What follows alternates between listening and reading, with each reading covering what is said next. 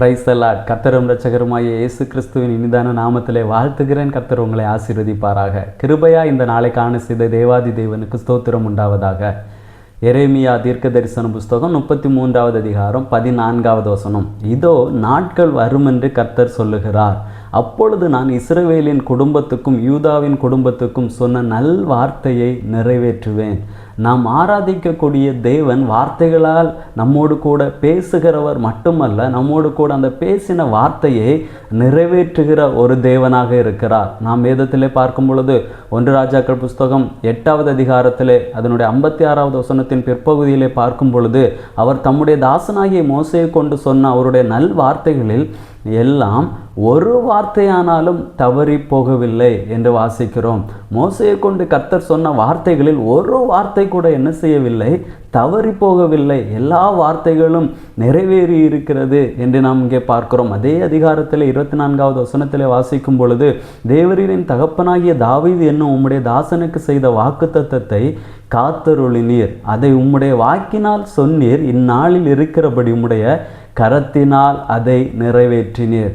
கர்த்தர் நம்மோடு அநேக வார்த்தைகளை கொண்டு பேசியிருக்கிறார். அதை நிச்சயமாக நம்முடைய வாழ்க்கையிலே அவருடைய கரத்தினால் செய்து முடிப்பார்.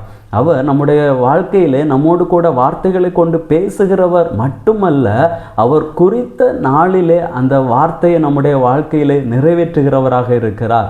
ஆபிரகாமுடைய வாழ்க்கையிலே கர்த்தர் வாக்குத்தத்தத்தை கொடுக்கிறார். அந்த வாக்குத்தத்தம் அவர் குறித்த நாளிலே அவருடைய வாழ்க்கையிலே நிறைவேறுகிறதை நாம் பார்க்க முடிகிறது.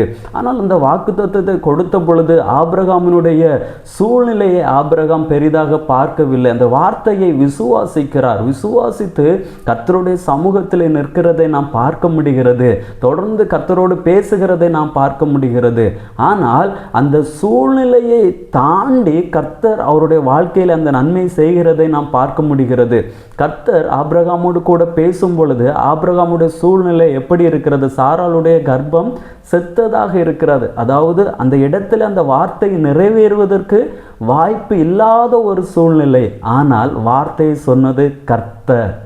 சொன்ன வார்த்தை ஆபிரகாமுடைய வாழ்க்கையிலே நிறைவேறியது. அதே போல தான் நம்முடைய வாழ்க்கையிலே கர்த்தர் நம்மோடு கூட சில வார்த்தைகளை கொண்டு பேசும் பொழுது ஒருவேளை அது சூழ்நிலைக்கு எதிர்மாறாக இருக்கலாம். அந்த சூழ்நிலையிலே அந்த வார்த்தையை கேட்கும் பொழுது இந்த வார்த்தை நம்முடைய வாழ்க்கையிலே நிறைவேறுமா என்கிற ஒரு சந்தேகத்தை உண்டு பண்ணலாம்.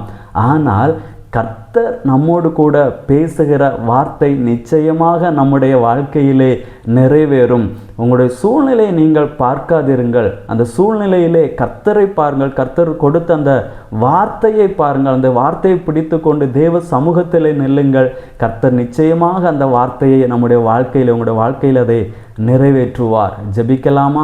நல்ல தகப்பனே, உம்மை நன்றியோடு உம்மை துதிக்கிறோம், உம்மை ஸ்தோத்தரிக்கிறோம். அப்பா, எங்களுடைய வாழ்க்கையிலே நீர் வார்த்தைகளை கொண்டு பேசுகிறவர் மட்டுமல்ல, அந்த வார்த்தை எங்களுடைய வாழ்க்கையிலே நிறைவேற்றுகிற ஒரு தகப்பனாக இருக்கிறீர். அதை விசுவாசித்து உம்முடைய சமூகத்தில் நிற்க, அந்த வார்த்தையை சுதந்திரிக்க, அதில் ஜெயம் எடுக்க கர்த்தருக்கு நல்ல கிருபைகளை தாரும். உம்முடைய நாமத்தை மகிமைப்படுத்தும். இயேசுவின் நாமத்தினால் ஜெபிக்கிறோம் நல்ல பிதாவே, ஆமேன்.